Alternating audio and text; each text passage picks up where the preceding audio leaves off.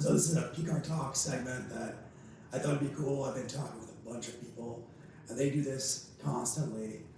I guess I found out more people do this than I realized, that build things with the configurator.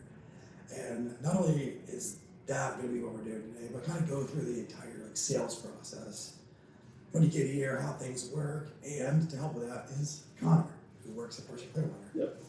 You can, you want to give me your background or?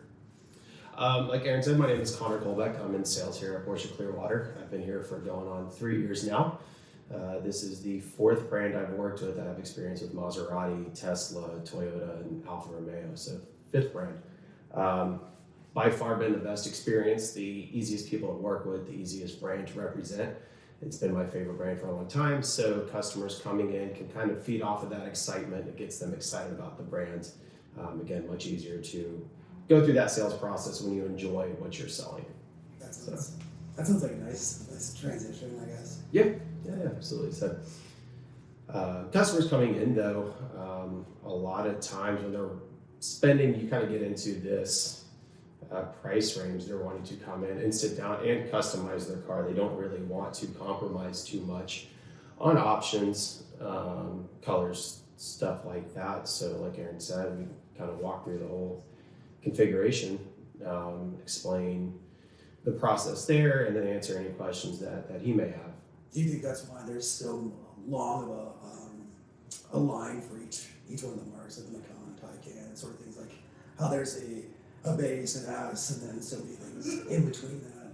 Yeah, yes and no. For those options, or do you need more budgets or something like that? Stuff like that. There's people, if it's price points, if it's performance, we have a lot of people that they just want to get into the brand. When we have some that they want that Porsche logo on the hood of their car, but they don't really care about the performance. We have some people that they've been with the brand for a long time, but they're getting older. They don't need that performance, but they still want to be part of that Porsche family. So they'll come in and they'll get, if it's a base Macan or a base Cayenne, base Panamera, whatever it is, they've got all that speed out of their system, but they still want to stay with something that they're familiar with, something that they, a family they've been a part of for sometimes decades. But then generally, once they do that, are kind of in the brand. Right. That's what you feel like for most customers. Yeah, very rarely do we have somebody come in that I've never experienced it actually that hasn't been happy with a Porsche. Yeah, I would say more repeat customers than we do people that are new to the brand. That's cool. Yeah. So let's get into the meat of things. What I want to do today is go over the Carrera S, since it just came on the configurator, Yeah. 992.2. Yep. And what we're going to do is you'll see us talking, probably shrink down, and then see the configurator or behind it. However I did, you'll see it. Yeah. But kind of build out what Connor's idea of the Carrera should be, and then we can go through kind of what the ideal customer might be.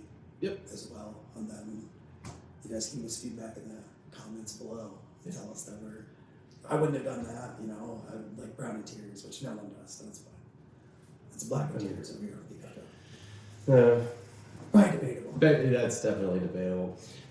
So like Aaron said, the Carrera S launched, it was last week. A lot of people have been waiting for this car. We really had no idea when it was going to come out. We had no idea what the powertrain was going to be, specs, anything like that. So in typical kind of Porsche fashion, the 911S came out with the same power as the previous gen, or the .1 GTS, 473 horsepower. I think this car is going to be a good fit for people that want that same power as the GTS. They're not sacrificing anything, but they're not thrilled about the hybrid performance of the new GTS. So a lot of people were kind of expecting when that hybrid powertrain came out that it was going to be going for fuel efficiency, anything like that. It's strictly performance enhancement. They're not going for better MPGs or anything like that. I mean, that's Porsche. That's their engineering, their performance first before anything. And I mean, exactly. You would know that from if you've seen any other hybrids previously. That I mean, what, 15-mile range, 20-mile range, maybe on that battery if it was an e-hybrid. Exactly. So yeah. Right, and with the new e-hybrids, they've doubled that range. And we've got new Cayenne e-hybrids that are hitting 60, maybe 70 miles on a charge. Again, that depends on your driving style, habits, stuff like that. If you have a lead foot or if you're a little more conservative, on the throttle. But with the Carrera S, again, you get a good amount of power. You're not dealing with that hybrid powertrain, but then it's a significantly lower price point. Okay. Kind of playing around with this, we did the other day try to see how high we could get this MSRP, and we got well over 200. But I don't think that's not going to be a common thing. Whereas with your GTSs, you'll be over 200 almost every time. Yeah. So this one, still a good amount of performance. You're not dealing with that hybrid system, but a lot of the same options and stuff that are available on the base models, as well as the GTS. When it comes to cosmetics and color options and stuff like that. So we can go ahead and we can start kind of going through this. Start building out. I mean, you already talked about power and stuff. That's what I was going to say. If there's any specs or anything you want to point out about the Carrera, you can. That's really the only thing that, when customers come in, they want to know what's the horsepower, what's the 0 to 60 time. That's really it. And we're done. And that's all that matters to them, really. We don't. Not often do we get into the full specs and displacement engine sizes and stuff like that. It's a lot of times it's in one ear and out the other with them. They just want to know what they can spout off if somebody else were to ask them at a car meet or track day or something like that. So here's a helpful sheet here. Exactly. So, but going through the colors, I mean, Porsche has really started, from what I've seen in my time here. We have a couple colors that do pop, but a lot of them are going to be kind of your softer, almost earth tones. Couple different shades of gray, gloss black, gloss white, metallic black, metallic white, stuff like that. So me personally, when I'm building these cars out, I do like more of these subtle colors. I like blending in. I don't like anything flashy, and that's really why I like the 911 in general. You get supercar performance, but it's not obnoxious. It's not shouting, "Look at me," unless you got a 3RS with a wing that's 10 feet tall. Yeah, I mean, and this Carrera S is putting out more power than previous turbos were. Oh yeah. So like that's quite a bit more. So again, I mean, with this, you really, if you don't know cars, it's just a 911, and same with the Turbo S. It's just a 911. You don't really know. So like you said, with this, you can get kind of supercar performance out of it, but again, you fly under the radar, and you can actually spend time enjoying the vehicle the way that it drives, rather than people yelling at you at the stoplights, want to take pictures, wanting to race, etc. So, unless you get cool colors, though. Unless you get, and stuff like that. You can do guards red. That always stands out. Logano blue is new for the 911 this year. I have not seen it on a 911 just yet. I've seen it on a Panamera. It looks pretty good. It's bright, but it looks good. Is there anything that's comparable to that blue-wise, or is it just a little bit different than anything else? It's a little bit different. Maybe what's the one that Audi had? What's the Nagara blue? Yeah, I would say closest to that I can think of. Anything that they? I mean, I haven't seen. To be honest, I haven't looked at the configurator for this yet. I looked at other stuff. Have they released any colors just for the S or just for the 911 that hasn't been released for anything else? The Cartagena yellow is new. For them, the shade green came out originally for the Dakar. That was one of the launch colors for the Dakar. So that they have since carried over. But Porsche's kind of weird with the way they offer colors. There are certain ones that are only available on the 911. You look at chalk, that's available on everything. But then it gets down to where we have the oak green Neo, which is available on the Macan EVs, the new Panameras, the Taycans. It's available on the 911 GT3, but not available on the base, the T, the S, the GTS. So I don't know how they go in and they decide what color is going to be allowed, if it's something that they knew a lot of people would want it. So would they have a million different oak green cars? I'm sure there's data somewhere. There is, yeah, and they would have an explanation, and it would make sense. I just don't know what it is. But yeah, there are a couple colors. Carmine red is limited to this, and the Cayenne and the Macan. Ice cream metallic, again, kind of limited. And then you have others where, white is available on every car. GT silver, you can get that on a couple. Gentian blue is available on a couple others. So again, I don't know what their rhyme or reason is, but there's one somewhere. So, but going back to what I said, I do like the more subtle stuff. So me personally, I've always been a big blue fan, so much so it's on my car. But then going in, I know you said, and we'll get down to this section in a second, but your interior, I do love tan interiors. Okay. It really depends on what you're going for. Depends Some on the people- color for me. It depends on the color, yeah. Now, it's not something that, scrolling up, I would do a tan with Cartagena yellow, or maybe the shade green, definitely not the chalk. But it's all personal preference. I've seen some color combos that I thought would never work, and then you see it in person, and it's not bad. But me personally, I love gentian blue. When the sun hits it just right, you can get a little bit of a purple hue to it, but I do really like it. New for the Dot 2s are these upgraded Carrera S wheels. Kind of mixed reviews on them so far from customers. With this lip around here, it does make the wheel look a little chunky. Okay. The This way, motorsporty is what it looks like. yeah. The way that I've gotten around that has been coming in under here, and if you do the high gloss with your highly polished surface, it does kind of break that up a little bit. Just tones the color down, which makes you it doesn't draw your eyes much. Right, so I probably should have loaded this earlier, but we'll kill that. So, I mean, you come in here and you look at that, it does kind of make it look a little bit larger on the wheel.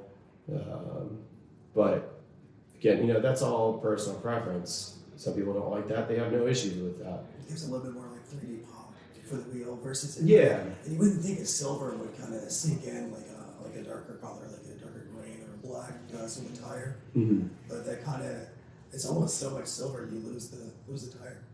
Correct. Yeah, and in my opinion, it makes the wheel look smaller in diameter.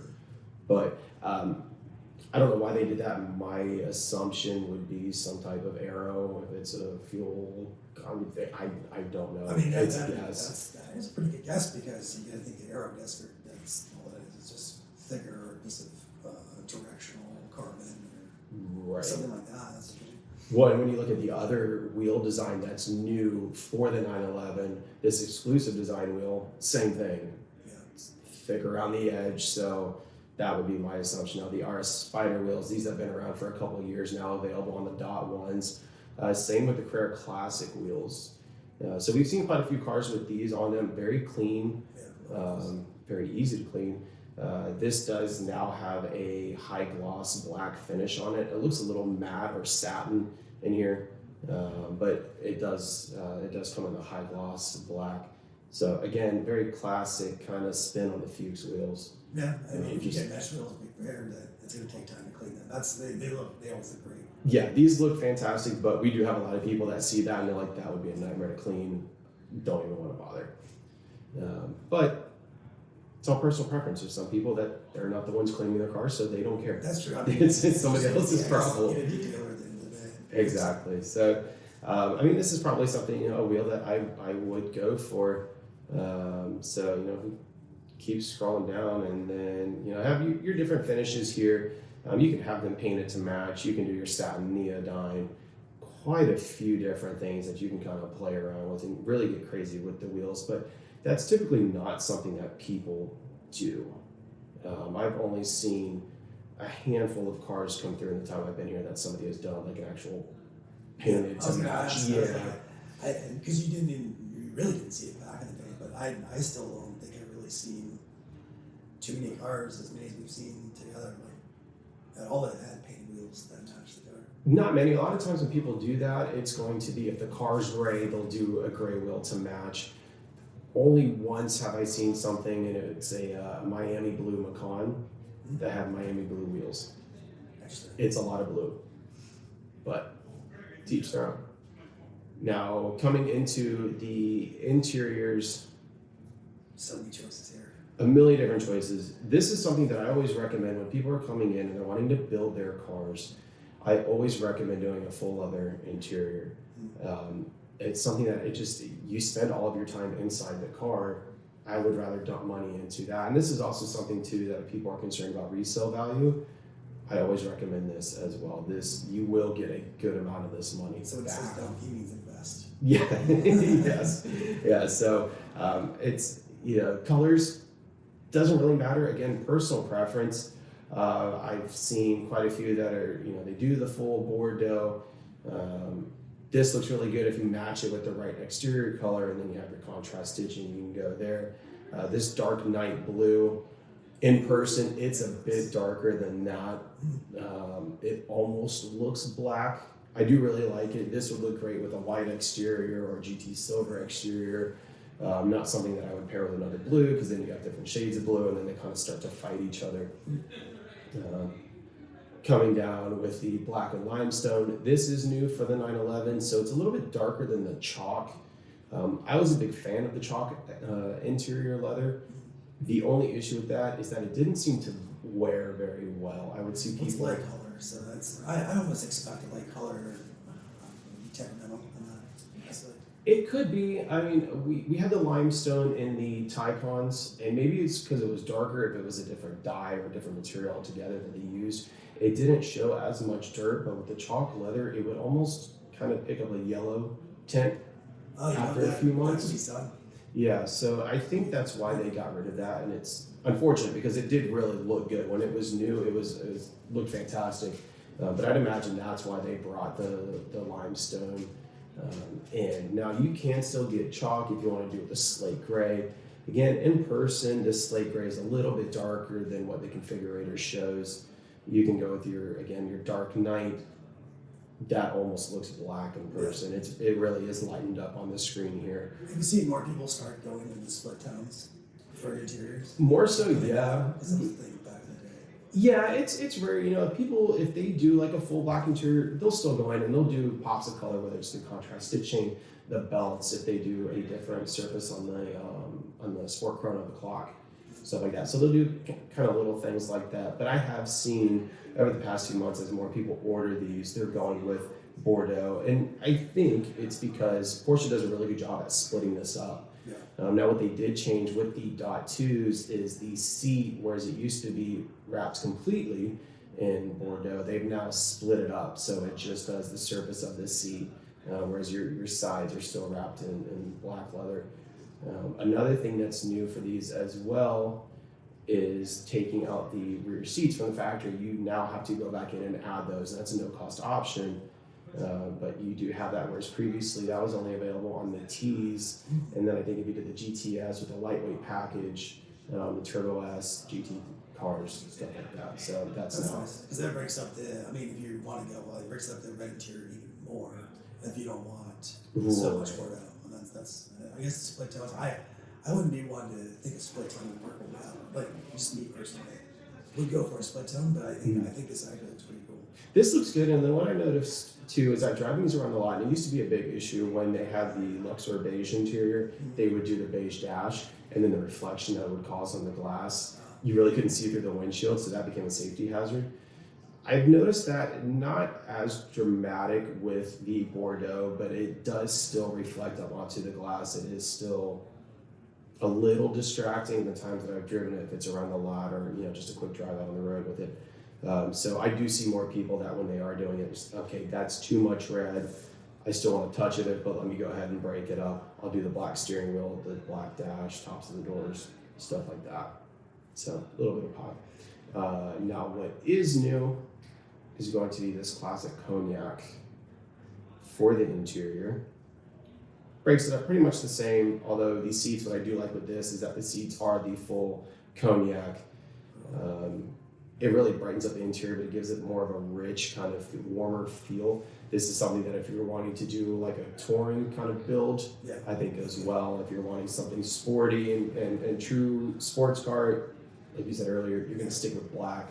Maybe do red belts, red stitching, something like that. But it's a little ST-esque with that color. Little bit, yeah. So the big thing, we were talking about this earlier, actually, we just got in a 911 that has the old, or the Heritage interior that did the cognac with the houndstooth inserts on the seats, the doors. We did the leather trim or a wood trim, and then it did your green Heritage dials in it. We're kind of curious to see what feedback we get from people that spent $17,000 to get that interior because they really like the cognac or the houndstooth, whereas now you're only spending $5,500, $5,600 and getting that same look. But that's classic, like next generation type thing. I feel like that's something where the initial cost was expensive because there's a limited production on whatever that is, and then now if I'm going to order it in bulk, just like anything else. Right. Did Porsche see it? And it's like, okay, well now it's not as limited. We can go ahead and make a bunch of this. It's not that they wanted to overcharge you for things, and if you think about it, it's literally a production and ordering type scenario. Right. So is the club leather interior? Is that new for them offering a different level? I know they always have different leathers and things you can choose, but like I'm seeing with the different paints, where they have the legends and other things like that. Mm-hmm. Do you think they're going to do another is the reason it's all leather because it's the club leather interior, or is that just for this color? And so they offer the club leather for the black and then the truffle brown as well. So it's just a little bit of a higher grade leather, a little bit softer from the other leathers that are offered, because this club with the cognac hasn't been out long. I can't really go and say, as far as wear and how well it holds up. Yeah. But I've seen the truffle brown. They've been offering that for a little bit now. That I think looks great as well. But again, personally, I just like a little bit lighter, but more of that natural kind of leather look to it. I really have never seen this black chosen. People usually just go with the standard black leather interior. Out of the salt car, I'd be interested to see what the salt black leather looks like. I mean, we have the samples up on the wall. Yeah. Looking at it here, you can't tell which one's which. It's black. It's black. It's a little bit blacker than the black next to it. There's just a different, barely a shade difference if anything. Right. And one of those is a standard pleather that's offered from some of the older cars. All right. Well, so that's still up there. But again, me personally, I like that. I think it goes well with the gentian blue. Now, when it comes down to seats, I always hear this big debate. Like, this is like sports seats. Should I get the 4 ways? Should I get the 18 ways? Buckets if you can, that sort of thing. Like, whatever's possible. Buckets, people will get those if it's a track car. Some people love the looks of them, and then they have to live with them for a little bit, and they're not crazy. It's one of those, they're comfortable once you get in the seat, but getting in and out of the car gets to be a hassle for some people, just because the bolstering on this side is a bit much. There's definitely. Right, yeah, you drop down into those. And that's kind of the same with the sports seats and the sports seats plus. I tell people that if you're going, I always recommend either the 14 or the 18 ways. I tell people with the 14, you sit on them, with the 18s, you sit in them. There's more, you sit down in the seat with the 18s, there's a little more adjustability as far as your side bolsters go around your core and then around your thighs as well. But in the times that I've done longer road trips in mine, having that extra adjustability, whether it's, pitching the seat up and the thigh support or anything like that, I like having that. It's, again, I'm spending more time inside the car. I want to be comfortable while I'm driving it. I don't need bucket seats in mine. I'm not going out. I'm not a professional driver. I'm not setting record lap times anywhere. Not bad. No, not with these driving skills. So I always prefer going with the 18 ways. But again, some people, they like the style of the 14. They like the narrower look. It's more of a classic look rather than the side bolstering. You get more support with your shoulders up there. So again, kind of personal preference, but I do see these chosen more often than any of the others. Or we do have some people that they just want a light build, and they'll go ahead and they'll stick with the 4-way sport seats. So, but me personally, I'm going with these. Now, a big thing. Rear seats, no rear seats. That's tough. I don't have them in mind. I didn't need them. However, if I'm spending $6,000 on leather, I want the free option just to have more leather for the sake of it. Yeah, like I'm going to get my money spent. Now I'm going to go ahead and fold these seats down so it makes a shelf, and I'll probably never look at them, but I want to know that I got my money's worth out of it. In fairness, that shelf that it produces, that's a lot more room. It is. Because you have the storage underneath now, and you have on top storage. Right, yeah, you can put a couple small things in the seats, and then you fold those flat, and you can put weekender bags on there if you're doing overnight trips or long weekend trips or whatever. And then you still have a little bit of a shelf above that up against the glass. So you'd be surprised how much stuff you can actually fit in the back of these cars. One day they'll do the Target thing they did back in the day and have the glass lift with all of 911s. That would be nice. Bring that. Make that an option. Why not? That would be nice. If hopefully somebody's listening to this and they'll pick up on that, and that'll be another option they'll charge you for. So ventilated front seats, is that a must for you? Do you have those in the T? I don't have them in mind. that's one of the boxes I regret not checking. And originally the intention was to go ahead and have my seats pulled. I wanted to do a black and blue plaid insert on them. I've held off on that for a while. There are days where ventilated seats would be very nice to have, especially being in Florida. If you're going with a black interior, Yeah, it's toasty sometimes. it gets toasty, yeah, and it's a pricey option, but it's one of those I would rather have it than not. So again, if I'm rebuilding another car, that box is it's something very rare that we see with the exclusive manufacturer interior. We'll see it on Turbo S's, and when you're kind of getting up into that high 200s, maybe low 300 range, in 17 grand or 15 grand here. Really not that big of a deal for people. We did have a chalk Turbo S come in recently with bright blue leather interior. It actually looked really good. But again, it's rare. There's now enough choices that Porsche offers above that people will find something that they like. And again, if they don't, they'll go with a black leather and then they'll personalize it with doing a contrast stitch, yeah, or belts or something. And the exclusive manufacturer leather, that's another great up-in leather as well too. It is, yeah. So it steps that up, but then it wraps pretty much everything in leather. So this is the true full leather. It's you get everything, yeah. You do get $15,000 worth of leather. And then again, it's just, there's fewer cars out there that have it. So this new configurator sometimes kicks us out in the 3D view. So another big thing coming back, like I said earlier, with the leather, things that I always recommend to people when they're building these cars out, if you want to get value back or money back, premium package. You go in here and the stuff that it adds versus if you were to go in and check all of these things individually, it ends up saving you a couple $1,000s. So here you can see it goes in and adds your adaptive cruise control, which now with all of the base 911s, the S's, and the GTS's are only PDK. The only car that you can currently get a manual in is going to be the T, which we haven't received any allocations for, and then also the GT cars. There's rumors of a manual coming for the S months down the road, but which would make sense if you're going to offer the T.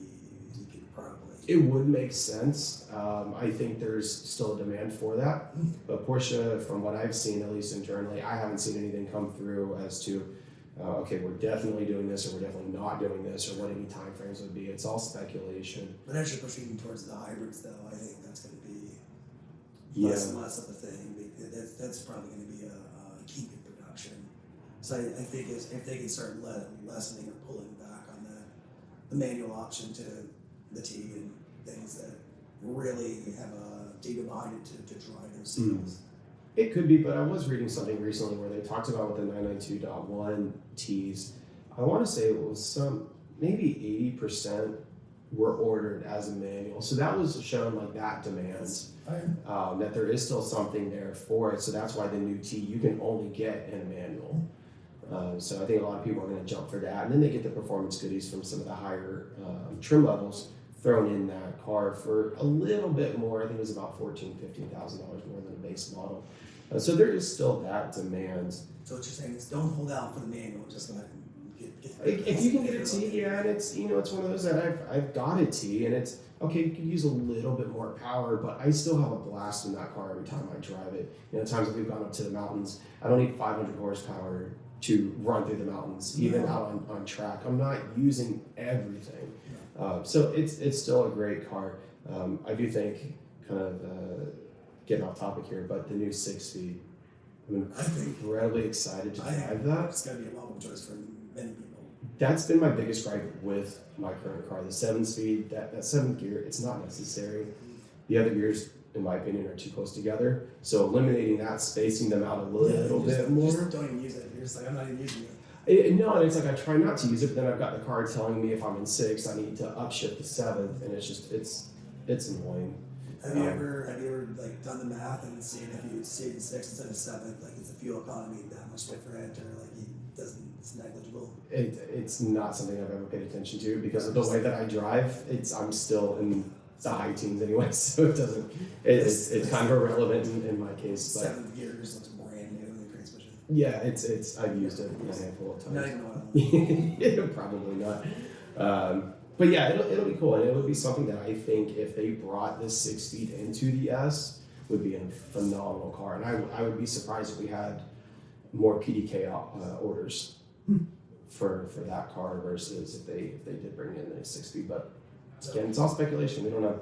Always choose the premium options, but Yeah. So back to the premium package. Go with that. The adaptive cruise control. Now that you can get it, it is nice to have for your longer highway drives if you are doing those. Your Bose surround. You have to do this. The Burmeister. I would say after taking a short stint from Dallas, Texas, back here, Yeah. the Burmeister makes a difference in my opinion for that sound. And the sound quality, you're not going to want anything else after that. It's pretty nice. So what's interesting with this is when I ordered my car, this was at a time during the chip shortage, Bose was not an option. I had to go to the base or I had to upgrade to Burmeister. I upgraded because with the long road trips, I wanted a better sound system in the vehicle. Now with the T, what kind of got me was that thinner glass, less noise deadening. Okay. So it doesn't sound as good in a T as it does in a Turbo S Oh yeah, that makes sense. or some of the other cars, even like a base, Okay. a base 911 that would have that. So again, this comes down to how much music do you listen to? What kind of music do you listen to? If you only listen to podcasts in the car and news talk radio, Yeah. you don't need to spend this money. I would rather have the $4,000 to spend on other options. But if you are a big audiophile, if you do longer trips, absolutely check that out because it is a phenomenal system. But just for the sake of keeping costs low. Yeah, $0 is better than $4,000. Right, so we'll go ahead, we'll skip that. Now, coming down to your exterior packages, they did change with the Sport Design package, obviously with it being now a .2 and a facelifted model. The shapes of the bumpers did change. So it's a little more like kind of a hockey stick kind of look up front here with the way this is done. Now if I go in and add I'll do the Sport Design package, we'll do the full thing. So you can see how that changes Oh wow, man. there. And then your side skirts down here are painted as well. So that gives the car a little bit of a lower appearance. But then the big change is going to be here on the back bumper, how much this goes in and changes. So instead of this matte black kind of plastic, this does get painted to match. That actually makes a big difference. Yeah. I'm not a fan of the matte black. When I can avoid it, I think I would probably do painted, and that just makes it look. Actually, it looks smaller. It gives it like you kind of how you said it, and narrows it down, or at least Right. you see less of it, so it Yep. looks like the car's a little bit more narrow. Yep. As far as the aero kits go, it's kind of rare that we see those. In my opinion, the only cars that should have wings on the back of them should be GT cars. I see a handful of aero kit cars a year. It's not a common thing. And then again, like with these, with having the aero, wing on the back, the adjustable wing on the back, this is going to lift up once you hit highway speeds anyways.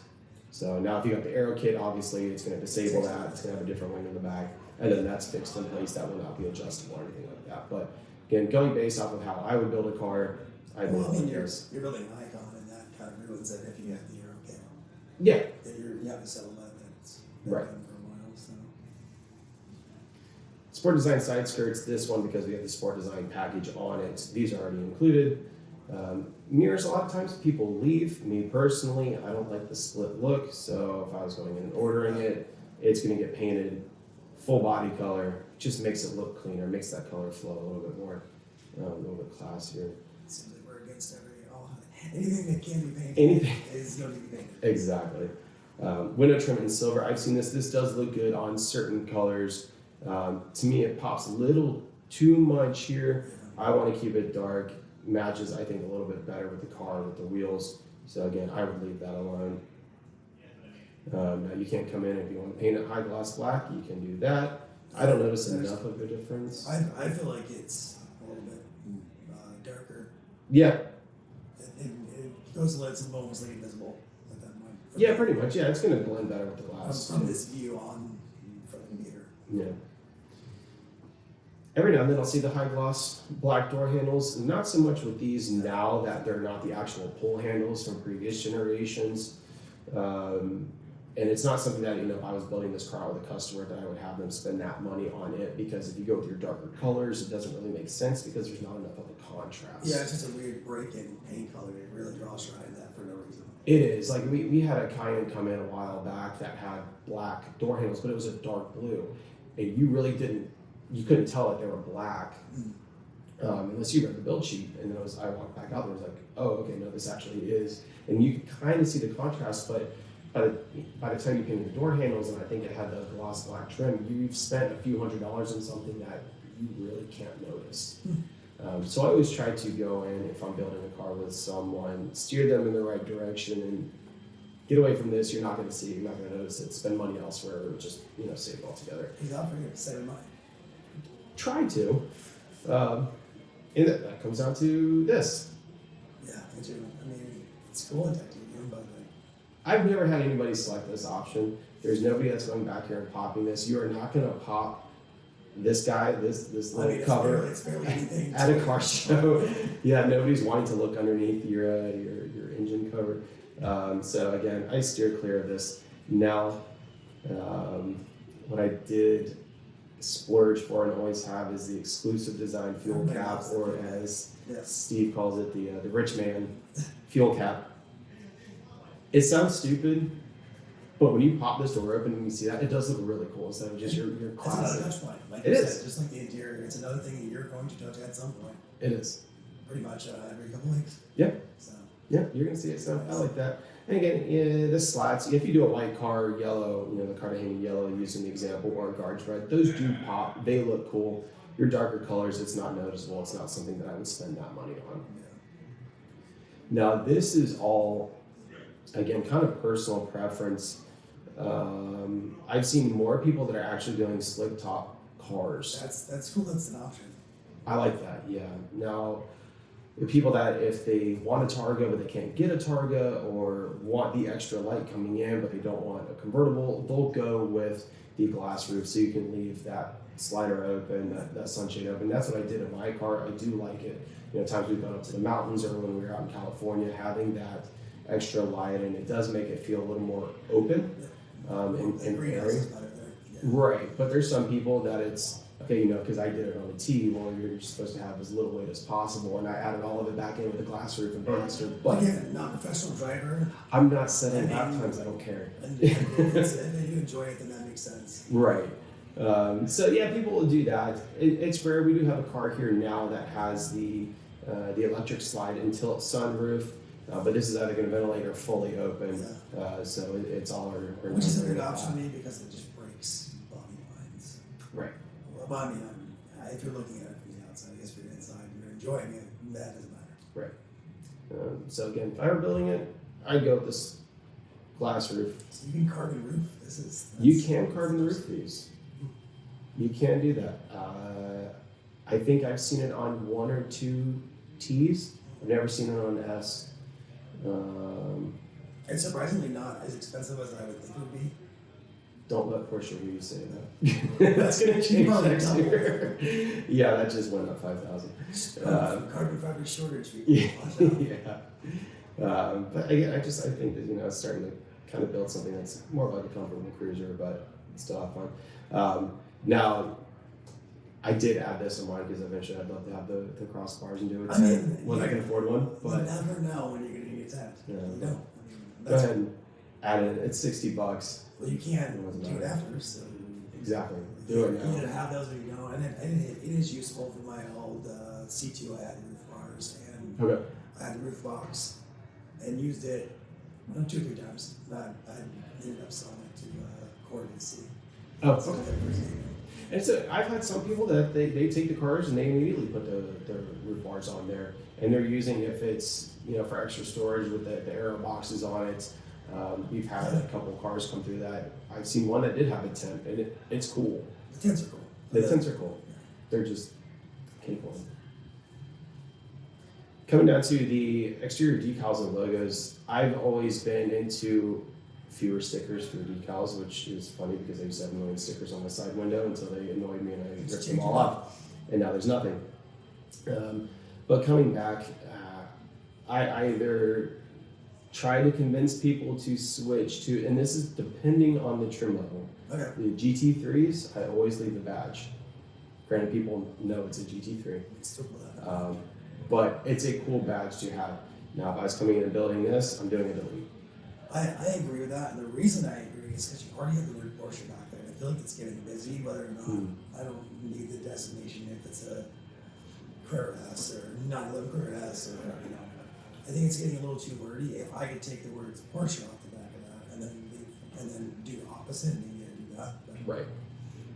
Yeah. No. So you're stuck with Porsche. That name will be on the back of the car. No, I don't think with these. Yeah, you can't go in. There's some models that allow you to go in and paint that black, so it does blend in and look a little sportier. But what with do you this think about one, the length and tail light or turn signal from the dot ones? How the dot ones were kind of like shorter and kind of mirrored what the 9M1s were, like the bottom of the turn signal. It's gonna take me some getting used to with these. I think it's one of those that just over time it's gonna grow on me. I do think, we had one of these parked next to a dot one yesterday. I think the back of the dot one is just a little more rounded. With the way the new rear tails are designed, they're a little choppy, a little bit sharper. Again, I think it'll just take time. It'll grow on me. But right now, I kind of appreciate and like the look of the dot ones. He's staring at it without the emblem, and it makes sense because it points to the Porsche more as far as the design goes. It makes more sense. True. Yeah. It's more. I guess it's pleasing symmetrically. Right. So I see it closed out again. Stickers, decals. Rare that I have people do this on cars. Now, if it's like a GT3 or something, yeah, they'll do the motorsport decal, or they'll do something on the side if it's a touring. Yeah. Just again, kind of like a throwback heritage thing. But I don't touch it. I don't need. I know what the car is, so I don't ever option that. Now with performance, the rear axle steering, I have it in mind. I really like it. It really comes alive when we are up in the mountains. If I am out on track, I do notice a difference. Even times in my parking garage, it's been helpful if it's tighter maneuvering. Some people were against this because going with the T, it's not a real race car. You don't need that stuff. It's just, again, it's adding more weight. I think personal preference. I enjoy it. It's something that I would select on this. Now the new T, it does come standard. It's the standard features. Standard option, but you can option it without it. No, it is on the car. Yeah, there's no deleting it. It's on there. So there must have been enough option with them that was like and plus the car is bigger. Yeah. So you're gonna need that turn radius, if you believe it or not. These things continue to grow. So it is nice being able to, if I've got to whip a tight U-turn at an intersection, I can do that with no problems and take up, lane and Well, that's just input throttle and slide it. So. Yeah, just kick that back end out. It'll be fine. PASM, a lot of people do go with this. I've tested this out, actually. It's amazing how much of a difference there is with it turned on and off going over speed bumps. The car, as soon as it hits with it turned on, it settles. There's no bouncing or anything. It's flat. It's pretty cool. It does lower it 10 millimeters. It's not a noticeable difference. It's not something that's going to make it easier or harder to get in and out of the car. Just gives you the right height. There you go. So again, going with an acid is something that I would check. Front axle, I'm indifferent to this. It is something that if you select that, it does help on the secondhand market. It is something that people look for, especially because with Porsche, there are fewer of them available. So we are selling to more of a national market. So I sell a lot of cars upstate, people that do have steeper driveways, if they're dealing with snow more often. So they do need that extra ground clearance. So that is something that we do see checked pretty often. Now with mine, I don't have it. I've just learned to take things at an angle and crawl up and go slow, and I don't have any wood to knock on, but I haven't had any issues with hitting, scraping, anything like that. So sport chrono, absolutely, that's kind of a non-negotiable. That has to be in the car. You have to have that clock. You need the different drive modes and everything. It's not just the clock. It's not just the clock, but it's funny how many people think that's all it is, and they only check that because they want the clock. That they don't care. The car will never go into Sport Plus. That they just want that. Now you can't take that and you can upgrade to the Porsche design clock. Interesting. For an additional $1,100. I don't recommend it. It's very rare that we see that option chosen. There's no hidden Sport Plus mode. There's no Sport Plus mode. Although there might be now, if somebody's listening, they might throw that in there, and again, that price just went up. Sport tailpipes in titanium. This is new. You used to be able to do them in chrome, the gloss black, and then you could do the sport design tips. That I don't think those were titanium. I don't remember. So is it titanium metal or titanium finish? Titanium metal, I believe. Okay. I believe. Don't quote me on that. Let me see. I don't think it says here. Yeah. Okay. So protected nanocoat and trim with blue contrasting. So yeah. Okay. So it is in titanium. That's gonna really be it. That's cool that they give you a deviated color. Yes, and that would go well with this blue. I don't know if I would. Yeah, I don't know. It's not enough. It's not a visual change. It's not quad pipes. It's not anything where they would do it to me if I was looking through this. Right. And then again, I mean, if you want to go black just so that it kind of blends in, you can do that. With this is something that I would leave as silver. It matches your Porsche badging on the back. Kind of matches the lighter gray on the wheels. It all just kind of flows. Power steering plus. This is, again, personal preference. This is something that when you're driving around the parking lot or garage, whatever, it just lightens up your steering. It's a little less input that's required. I do notice a difference in between it, driving a car with and without it. I don't have it on my car. It's on a box that I wish I had checked. It's not something weird at all. You can feel it kick in when you're using it. I don't really like it because it doesn't pull the wheel from you, but you can feel it. You can feel it assist. It's not something that I just wondered if it was super light, where almost the point where you can't really feel it. No, not really. Okay. Not really. PCCBs. I'm amazed at how many people option these on their cars that will never go to track or use them for their intended purpose. A lot of them, it's looks, or they'll go in for resale value. Yeah.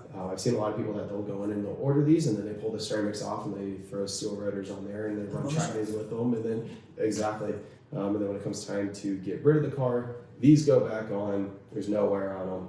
And then the next owner does the exact same thing, so they get option and then never used. Something with the S, what I do like on these is that they've painted the calipers red. They're a little bit larger than the standard brakes, but they've painted them red. So back to where they were. They used to be. They've always been red. So with the base models, it's like a black anodized finish. Oh yeah. They do this, and they did it on my car too. And over time, that color starts to fade. So it used to be like a matte black. It's now a spotty matte gray. Heat. Right. So, or I've seen people too that if it's certain like acid chemicals that they're using to clean the wheels, will strip that finish too, and then it looks like paint that has run or anything on it. So people end up going in and they're touching it up, or they're having their calipers powder coated. So Porsche does now offer on certain trim levels, if you want to go in and paint these black. I don't believe you can do it on the base or the T models. I think it's only S and above. You can go in and now have these painted. You can do it on the Cayennes even. For some reason, Does black look so much better in my opinion for a lot of things. I mean, red still has its place because it matches taillights, but it does match that. And this is something. So I've always liked blue cars with the red. It's kind of a red, white, and blue theme, I guess. But you go to the black, you're not going to notice as much dirt. It does look a little bit cleaner. And actually, now that I look at it, I kind of prefer the black over. So I would leave that. See, opinions changed here. There you go. Alright. Extended range fuel tank. This is like a 50-50 split.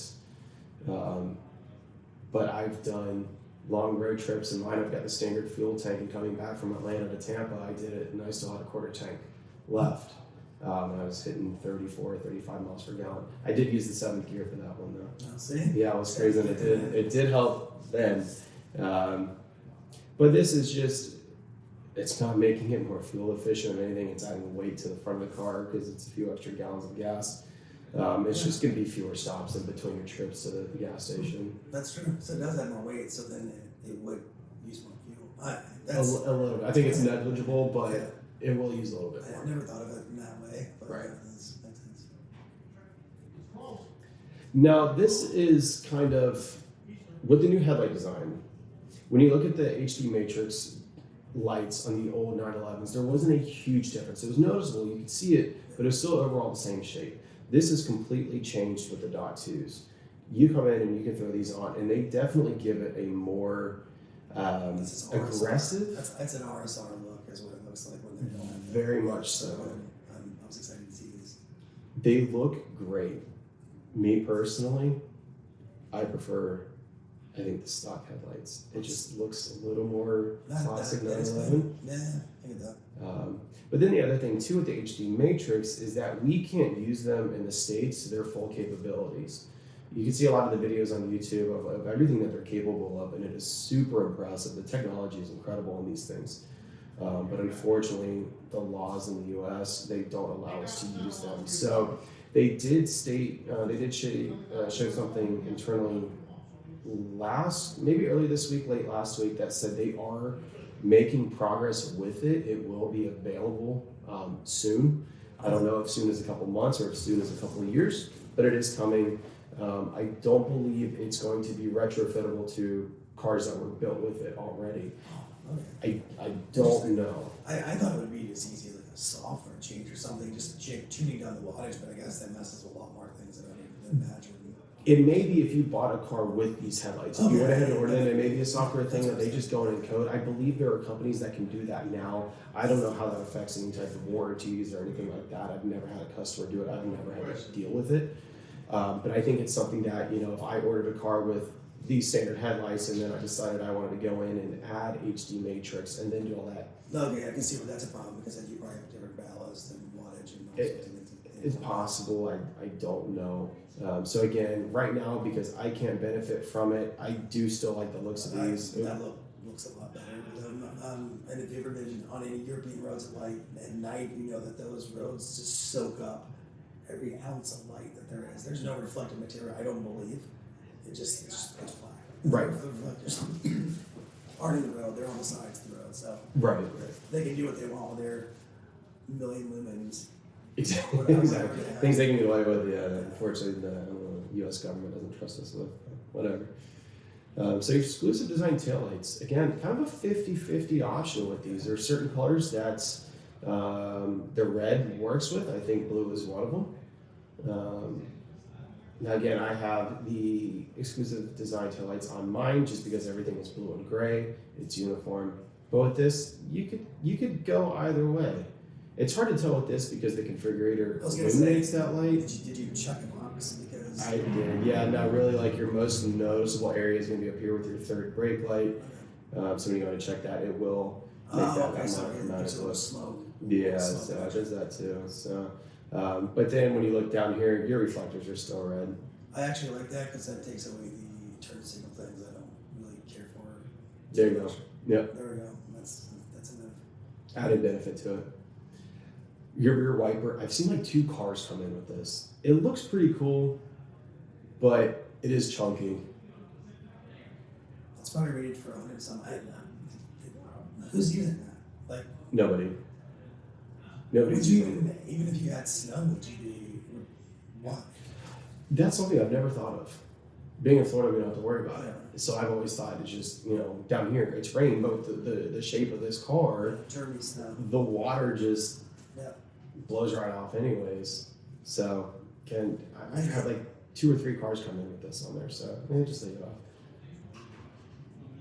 And then the lightweight noise insulated glass, again, it's rare. I think with this, I've noticed, I did have one customer that checked in after he took delivery. Because it insulated the cabin, he heard more squeaks and rattles, and it drove him to the point where he actually got rid of the car. Oh, well, I mean. Because of that. Huh. So, that's all personal preference. I don't think it's going to make a noticeable enough a difference in sounds. For him, it did. Yeah. For me, it wouldn't. I blast music, and I have a louder exhaust on it anyways. So. The exhaust is really loud. Yeah. Interior trims. With this one, I wouldn't mess with it. But other people, again, if you're coming in and you're doing, I don't even know if it'll let me do this. Okay, it will with the cognac. So they got rid of a couple colors. They brought in a couple new ones. Things you can add just a little touch. It's rare that I push people in this direction. It depends on what they're wanting to achieve, the look that they're wanting to accomplish with the car. With that, when you really start to personalize a car, that's when you're going to make it more difficult if you want to sell it. Now, if this is like your end car and you're going to hold on to it forever, do whatever you want, go crazy. But if your goal is, I have a lot of customers that they just keep cars on order with me. They pick theirs up and they sit down an hour later and they order the next one and they just rotate through. If that's kind of your thing, don't go crazy with these. Don't personalize it too much because you are really building it to your taste, and it knocks a lot of people out of the market when the time comes to get rid of the car. Keep it bland. Don't get spicy. No, I mean, if you're going with, if it's a red, I've seen a yellow contrast stitching, but I've seen some really wild stuff. People come in and it just doesn't work. I've seen yellow, red interior with chalk contrast. There's nothing really there that kind of flows, and then you're knocking a lot of people out of the market when it comes time to resale, and then it makes it harder for us to sell it. Someone bought it, so someone's gonna buy it again. But Yep. as to win, that's Exactly. That's what you're finding. It's not like it wouldn't be unsellable because it's sold. Exactly. Now, as far as like the trim levels or the trim options go on the interior, you got your carbon fiber that goes with pretty much any color. Your Paldeo wood trim. It's kind of hard to zoom in and see on this. It does have a textured finish. It's a matte finish. It's not a gloss. Any kind of kind of closing out there. Anything that I've really grown to like. Is there anything like new for the dot twos in general? So they started allowing us to do where did it go? The Ceramica. You could come in here and you can do, I'll show you just the carbon fiber, but it paints your trim in almost like a white. Oh, ceramic white. That's interesting. I haven't seen this on the interior of a car yet. We had a customer's ST, 911 ST that had on the wheels. Okay. If I remember correctly, it had like a little bit of a metallic kind of finish to it. That's cool. It looked really good on that car. I don't know. Again, the configurator is kind of hard with the colors. I don't know if it's going to be this bright in person, but it's definitely brighter than the. It's definitely white, that's for sure. Right. So, and me building this, I would go with your where'd it go? Your carbon fiber. It's classy, simple. Gives a little bit of sporty. That's almost gloss black, but then it's not. Right. Your 930 leather package, I do really like the look that brings in. Does your stitching, your added stitching on the seat backs here, and then kind of that cross diagonal stitching on the doors. Just again, it's classy. Great kind of a throwback there. With this deviated stitching, this just ties into the options above. Seat belts and seat design, gimmicky, but I love the embossing of the Porsche crest and headrest. They did recently start offering wrapping the seat consoles in leather, so that's something you can do as well. Wrapping the back of the seats in leather, you can do the wood, you can do carbon fiber, you can do it in full leather, you can do it in the exterior colors. So if you're not going to tint the windows and you can see through this back window to the back of the seats, yeah, go ahead and do something. A lot of times people will tint this as dark as they possibly can. You can't see the seats, so it's kind of pointless to spend the money on that. So I'll skip it now. And again, colored seat belts, we do see this, but typically if you're going with a black interior and you want that little bit of pop. Do a red or something like that, or depending on what works well. Right, now with this color, there's really nothing available now that would go with the cognac. You need chalk or something, it's sort of the dark gray. Yeah, you could. Yeah, the dark gray, but I don't know. Black goes. Black does go. Black goes. Now here's a big thing, and I'll ask your opinion on this because I believe you have it on your car. What is your opinion on a race text wheel? It's cool, but I like it. I like it. That's what I was saying. I don't think they can. It's dependent on the car. If it's like this Carrera S, no, I'll just do it. Okay, that's my opinion. I think the race text, it looks great if it's a GT car. I've seen it in some 911Ts. It looks cool there because it is, more performance oriented. If you're daily driving a car, what I've seen with the breakdown of whether it's Porsche's Race Techs or Alcantara or whatever other companies and the names that they have for the oils in your hands, you have to use lotion, anything like that. It breaks down that material. It just requires a bit more upkeep on it. Yeah, it just makes little shreds of Alcantara that balls up, and you have to get like color block or color lock. And Yeah. they literally sand it down with this foam thing and treatment, and it's quite possible. It's a lot of work I don't want to deal with. I'd rather just have a leather wheel that I can wipe off and call it a day. The only time you notice a big difference is if you do put on race gloves and they have a matching like a suede. Yeah, so that grip is an entirely different story because now you don't think about it when you're just normally driving. When you put on gloves, and it's a big difference. Yeah. I'm not But saying. again, Whereas whereas we don't need race techs. Right. Especially if you're gonna get this leather like you got in here. Right. Now I will have some people. This is again probably I would say a 50-50 split between going with your basic wheel and then going with your heated GT steering wheel. So that just gives you kind of those notches there for your thumbs. Makes it a little bit of a thicker rim. So people will go with that just because they like the look of that more. These, again, not often that I see a leather wrap steering column or even the PDK gear selector. It changes the shape of it a little bit, wraps the top of leather. I'd be worried about wear with that because just like kind of, well, I mean, it's not really shifting. No, it does, but it is still a it. common touch point. You're going to be, brushing up against it or whatever, touching it a few times a day.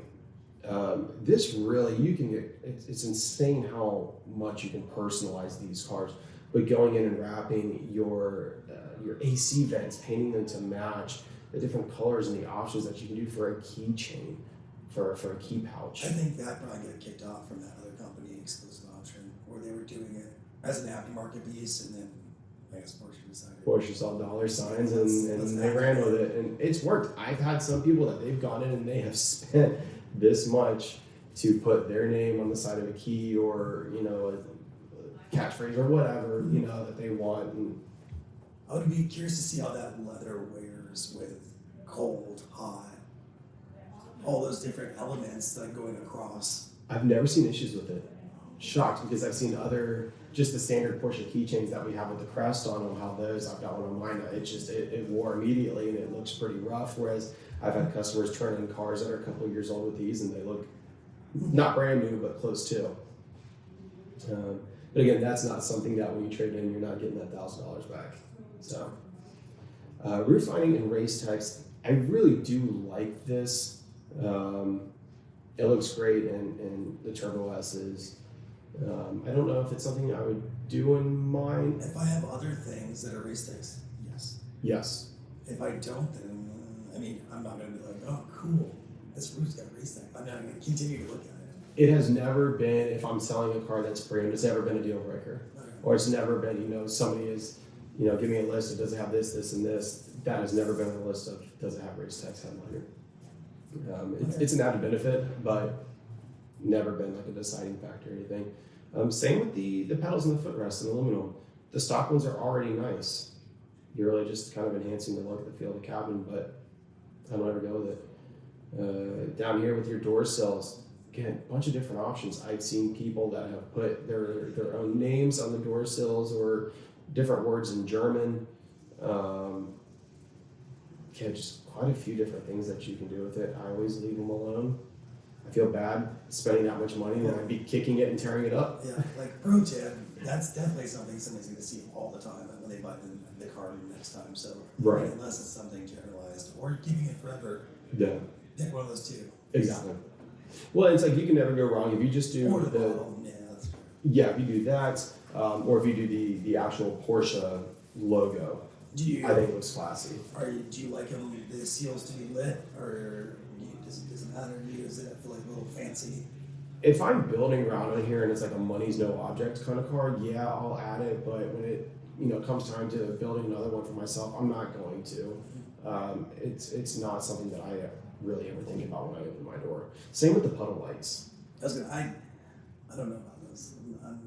Mm. Actually, I do know. I don't like them. They again, personal preference. Some people, but then again, I go and select the gas cap every time. Well, I mean, as you should. So we're learning how to build properly Exactly, yeah. from the experts. Your sun visors and leather race techs. If you have a race techs headliner, yes, do race techs Yeah. sun visors. Do not do leather sun visors. Reason? Just no reason to put the money into them. I had a customer that she did the 17,000 for the heritage interior, Okay. and then did the leather sun visors, and she looked at them and said that was the biggest waste of money on this car.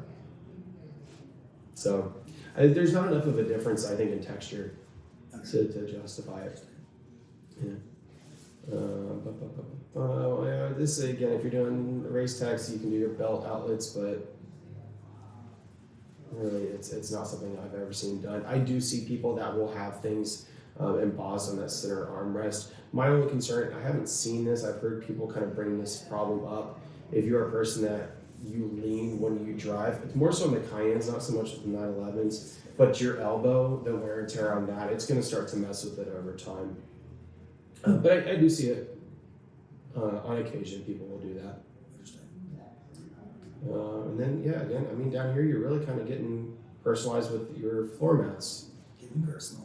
That, your owner's manual wallets, fire extinguishers, these are cool. Thankfully, I've never seen anybody use them, but they are cool to have. And then when people ask what that is, and you tell them, oh, there's a fire extinguisher in the car, it's just It's practically a race cool car. talking point. It's a race car. Yeah. That's fine. Now I do see this pretty often. Your sport compass dials or your watch face. Again, it depends on the color. If you're doing a black interior, then yeah, go ahead and do it. Yeah. Cognac, I'd leave it off. Interesting. Night. And that's a way to be like different without having to spend all the money for the exclusive manufacturer. It's just a little pop, Yeah. so it does look good again with certain colors. With your night vision, I've had a couple customers that have added this to their car. There's some that absolutely love it. I think it's beneficial if you live out in the country and you're driving roads that, like you said, with the Autobahns that aren't illuminated well. If there's wildlife on the side of the road, or if Not you, that too much. yeah, we've met a deer or two. No, just one, but not two yet. That is helpful there. Okay. Here in St. Pete, Clearwater, probably not, because there's a million streetlights. Everything's pretty well illuminated. So again, I think that's kind of a waste. It's circumstantial though. All right. Does it give you other features with the night vision? Is it able to assess any different situation better because of the night vision? Because it's probably pretty standard. Not as far as like safety goes, as far as picking up like any emergency braking or anything, like all of that is standard with the car. What this is going to do though is on that digital display behind the steering wheel, it will bring up a window and it will do everything kind of that black and white night vision look, but if it identifies an object, if it's a person running or wildlife, it will tag that on the screen and bring kind of your attention to that, just so you know that it's there. That's cool. Now, like if something darts out in front of you, I don't think that's when the warning brake assist would kick in, maybe. Yeah. But again, I think it's circumstantial. Your surround view, this is great. I don't have it in my car. That's something that I wish I did, the surround view, because the backup camera, the standard camera in them is a little grainy. So this upgrades that, but then it also gives you view from the front bumper and then your side mirrors. Yeah. Those aren't as important, but with your front camera, if you're pulling into a parking space or pulling into your garage or whatever, it will automatically, once those sensors pick up on something, display that front camera on the screen. So it automatically triggers it, and then you can see how much distance you have from that object in front of you. That's always nice to have extra cameras for sure. Yes. It's like almost like having a drone and like above you. It's pretty cool. Yeah, and it does help too, and you put it in reverse and where it splits that camera, so you have your rear view, but then you also have that kind of bird's eye view. You can see if you're centered in between the lines, if you're crooked or straight or whatever. It is nice to have that. Your remote park assist, I've never used it with the 911s. I've done it on a couple of Taycans. It's neat to have, in my personal opinion. I know how to parallel and I know how to back into a spot. I used to valet, so I had to learn how to do it quickly. So that's not something I would ever spend money on. I have had older customers that have purchased it on Taycons and they've used it every time they've been out, and it does help them. What's it do? Like, So what that's going to do is if you are driving down, say if you're having to parallel park and you activate that system, it will pick up on an empty parking spot. So it will scan your side. It'll be on your passenger side. It will scan for a spot. Once it identifies one, it will notify you on the screen, and then it prompts you asking if you want to go ahead and activate or start the parking process. And you pull your feet off the pedals, your hands off the wheel, and it will do everything oh, for so it you. actually parks cars. Oh, It does everything, and it will not only parallel, it'll perpendicular park as well. I've never had any issues. I've never had close calls. For people that are new to the system, it scares them every time because it will get close, but the car knows everything that's around it. So it's got a new tech. So does it can't be turned on and just like hunting? Like, so if you're in a busy city, you're looking for a parking spot and this is on, will it be like, all right, will it look ahead to see if there's a spot, or it's just... it won't do that. No, you'll be the one that has to identify the spot, but as you drive by, it will scan to make sure that the car can comfortably fit in there. So it's almost cool, but it'll get there. Actually, Yeah. the new AR stuff, I bet you, the newer stuff. They do. This is something that I think it will advance so quickly. I wouldn't be surprised. Yeah, it's going to get more accurate and a smoother, with the steering wheel and the braking and stuff like that. So I think in a matter of years, it's going to be perfect. And then bringing in, like with your InnoDrive, your adaptive cruise, the cars already have that. That's now standard with them. There's a difference that I've seen between your lane keep assist. So what that's going to do is your cameras in these cars, it's going to read those lines. It's going to keep you within those lines, but not perfectly centered. So you're going to kind of like pinball down the lane, maybe. It probably gives you the sense that you're like actually moving versus it just being staying there, and the ability to react on something too. Right. Because it wouldn't be rigid. Right. Now, if you did your active lane keep assist, that's going to center you. I don't like any of this stuff. I like being in control. I don't like it if I go to change lanes and I forget to indicate that it wants to fight me or yell at me. So I always turn all that stuff off anytime I get into a car. But there are customers where if they're a little bit older, they just want that added assistance. It's absolutely not meant to replace the driver. It is assistance, not a replacement. So full legal disclosure, this is not autopilot, it's not Tesla's system, but again, I think in time we'll be pretty darn close. Yeah. And then your lane change assist, it's your blind spot monitoring. 3 little squares light up amber when you've got somebody on either side of you. Into your comfort, so many things now that come standard with it. Your smoking package throws in a sweet little ashtray, and then your dash cam. All this does is add wiring for the if you wanted to get a dash cam installed. It does not give you a dash camera. You still have to purchase that. That'd be the most cheapest dash cam it was. It would be. No, times I've had this, by the time you buy the Porsche dash cam and you have it installed by techs, it's significantly more expensive. Okay. Yeah.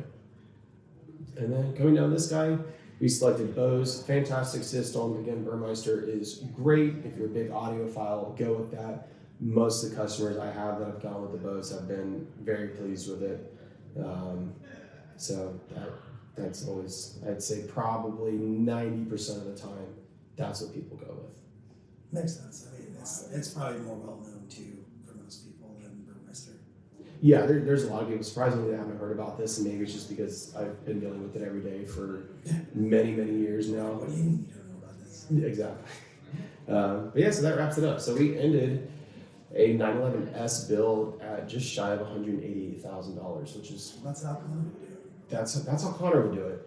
What about delivery stuff? I know you go to Atlanta, I know you go to LA. I forgot. So with these, you can still do European delivery.